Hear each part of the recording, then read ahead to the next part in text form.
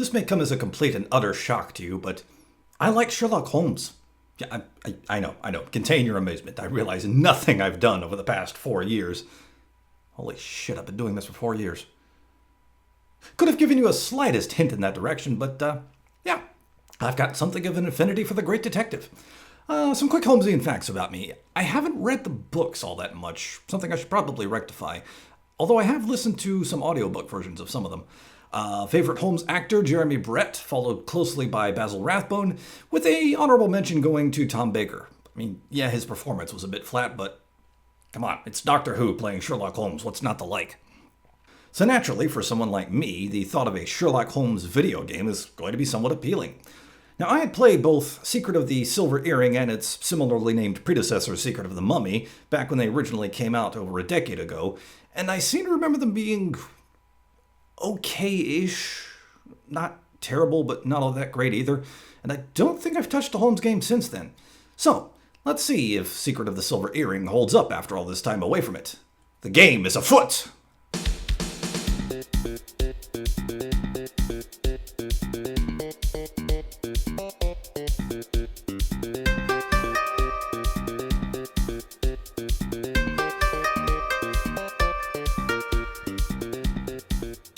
With no fanfare, no opening credits, not even so much as a logo on the main menu screen, the game jumps straight into the action with Watson reading a letter to Holmes, thanking the detective for his services in a previous case. Which I thought at first might be a callback to Secret of the Mummy, but after a bit of research, it turns out even though Mummy came out first by 2 years, Silver Earring is a prequel. Anyway, the letter writer asks Holmes and Watson to attend a gala being held by a Sir Melvyn Bromsby, celebrating both the return of his daughter from boarding school and her 18th birthday. As Bromsby begins to make a speech, a shot rings out and Bromsby is killed. Holmes speaks with all the guests, at least those that didn't make a mad dash for the door, as well as the daughter, Lavinia, who requests that he looks into the murder, and thus Holmes and Watson rush into action.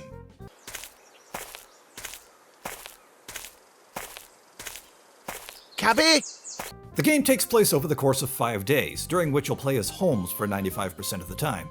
There are 1 or 2 very brief sections where you can play as Watson, but you do the exact same thing in these sections, and the two even share an inventory.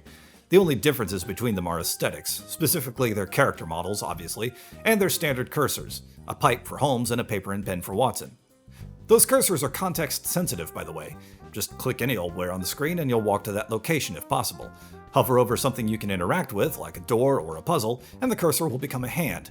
People you can talk to will change the cursor into their portrait, and since Silver Earring uses fixed camera angles a la Grim Fandango, hovering over certain spots on the screen will change the cursor to a pair of footprints, which will let you move to the next screen.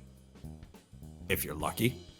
Yeah, here we come to the first major gripe of Secret of the Silver Earring, the mouse control, specifically with the footprint cursor.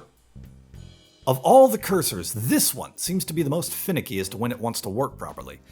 For one thing, there were many occasions when it wouldn't even show up unless you had the cursor on just the right spot. And secondly, even when it did, Holmes would just walk a couple of steps and stop without changing screens, and that's if he even moved at all. It's just really inconsistent. And that, friends, is the watchword for today's review. Inconsistency. Your investigation each day will generally consist of doing 2 things: interrogating people and looking for clues. When you interrogate someone, you'll see a list of topics you can ask about, which may update with new topics during the course of the conversation. It can also update with the discovery of clues, so you may need to speak with some people more than once. Now's as good a time as any to talk about the voice acting, and it ain't good. To be fair, it's certainly not the worst I've heard. You can tell at least a little bit of effort was put into it, but it's still way worse than I remember from the first time I played it. And the audio quality is all over the place, too. Some of the actors sounded like they were peaking during recording. It's neither the first nor probably the last I shall hear in my life. Don't you understand? You are all going to die. Inconsistency. Of particular note, performance-wise, is Holmes himself, who always sounded bored or drunk or both. It was to the point where during the final cutscene where Holmes was plot dumping all over the place explaining how he solved the murder, and I mean plot dumping, Holmes's lines alone take up 17 minutes of the nearly 20-minute wrap-up scene, I just stopped paying attention and started jotting down more notes for the game. I know who done it, but not why, and quite frankly I don't really care. So let's talk about the clue finding. More often than not, you'll find clues and objects just lying around for the taking. If an object you pick up goes into your inventory, there's a chance it may be used in a future puzzle, or might even be needed to coax a witness to be more forthcoming with their answers. Sometimes when trying to pick up an item, you'll be told, I need something. This is your cue to reach for one of 3 items that Holmes has on him at all times during the game. First is the magnifying glass, which lets you get a closer look at certain areas. There's also a measuring tape, which is mostly used to examine footprints, although it can be used for other things, such as measuring the height of some gunpowder residue. Finally, there's the test tube, used for obtaining things like fine powders, oily substances, and other things that Holmes wouldn't normally be able to simply pick up with his hands. Everything you learn over the course of your investigation is tracked in this notebook, handily divided into 4 color-coded tabs. From left to right, the blue tab is your conversation log. The red tab keeps track of various observations Holmes makes throughout the case, such as the location of footprints or similarity in handwriting between 2 documents. Speaking of those documents, they're kept track of here in the green tab, and in keeping with today's watchword, inconsistency. Sometimes documents you pick up will automatically be added to the notebook, whereas others won't appear there until you find them in your inventory and click Read. The yellow tab contains a map of London on the right-hand page, which you use to fast travel between locations. The left page had a local area map of the manor you begin the game in, and you could use it to switch between Holmes and Watson. However, once you've finished with one character, you would automatically switch to the other character, and the local map would disappear. And I think I'm right in saying it's never used again in the entire game, so thanks for that, I guess. And that's generally all you'll do in the game. At the end of each day of investigation, you're given a quiz based on what you've learned that day, which you have to complete before moving on to the next day. It's a simple enough quiz to just answer yes or no to each question and then find the appropriate evidence in your notebook to justify the answer. Curiously, at the end of the final quiz, you're given a second quiz, with each question dealing with who killed a given person, but you can totally bypass this quiz and just skip to the final cutscene, so naze. As far as actual puzzles go, Silver Earring has a scant few, and those that are there are fine, if a bit tedious. The chief offender in this regard would be this one, when you're exploring this old abandoned theater. After rounding a corner and exploring the main theater area, which has been converted into a warehouse, and clicking on various items with no effect, remember that, he finds a dead body, but the corpse is partially buried under a substance called quicklime, which is apparently harmful to breathe in, as Holmes immediately leaves the room and says he needs a mask to protect himself. So you have to go back into the main storage area and click on a roll of cloth, which was not clickable before, and with the cloth in your inventory, you use a knife on it to convert it into a mask. You head back into the room with the corpse and try to interact with it, only to be told that Holmes needs something to get the body out of the quicklime. Now there's a shovel in the room, which would make sense to use. So naturally, that's not what Holmes wants. Oh, and by the way, that shovel wasn't clickable before now either. One more trip to the storage area and you find a pole which, say it with me, was not clickable before. However, once you get back to the other room and use the pole, Holmes doesn't even remove the body like he said he needed to. Instead, he just puts a couple of items from the corpse into his inventory.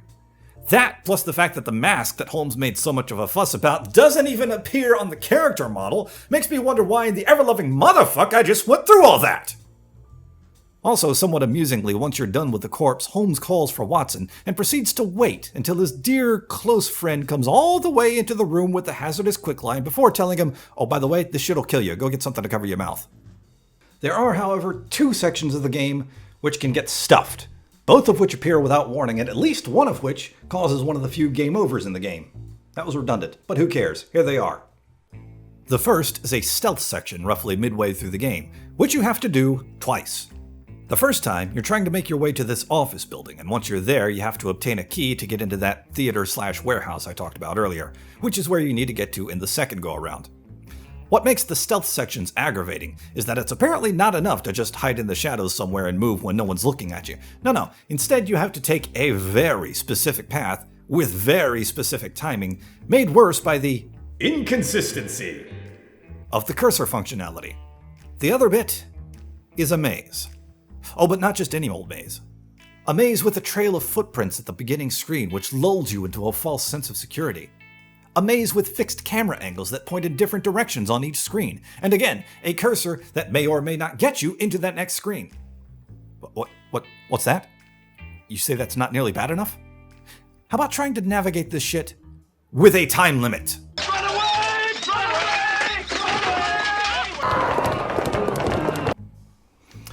It can be hard to make a good Sherlock Holmes game. The main draw of the Holmes character, be it in the books, films, TV, what have you, is that he is a detective of the highest caliber, one who, to quote this very game, observes all and misses nothing. But when you have a video game with Holmes as the main character, he's really only as observant as the person controlling him. And when you have some items that are hard to see, and others that you can't even click on until the game decides it wants to let you, frustration can set in fairly quickly, and as a result, it doesn't feel all that great to play as the great detective. And so, I can't really recommend picking up Secret of the Silver Earring. On top of the lackluster gameplay, the story somehow manages to be too predictable and too complicated for its own good at the same time. By which I mean, I saw the identity of the killer coming a mile away after, I think, the first day. But there were a lot of names and aliases thrown about, which, when added with the sheer amount of documents you have to read through, just bogged the story down in details. Even the titular silver earring itself just seemed like an afterthought. Holmes made an offhand remark about it towards the beginning of the game, after which it was never brought up again until the final day. Almost like the devs went, oh yeah, that thing we named the game after? Maybe we should do something with that? There was the occasional graphical glitch as well. Sweet mother of Zarko on the straight! What the hell's wrong with your arms? And like I said earlier, the voice acting was amateurish at best. And apparently someone behind the scenes must have felt the same way, since the end credits merely say that the game stars Sherlock Holmes, John Watson, etc. It's not till the very last credit when the game thanks all voice actors, as well as... Whoa, wait, what? No. Hell no. Hell freaking no. You do not get to drag down Messrs. Brett, Rathbone, Lee, or Cushing by lumping their names in with this hot garbage. Admittedly, I haven't seen Christopher Lee or Peter Cushing as Holmes, but it's Christopher Lee and Peter Cushing. I can guarantee you it's a damn sight better than this shit. Fun fact, Peter Cushing is another actor that played both Sherlock Holmes and Doctor Who. But anyway, yeah, to hell with this game.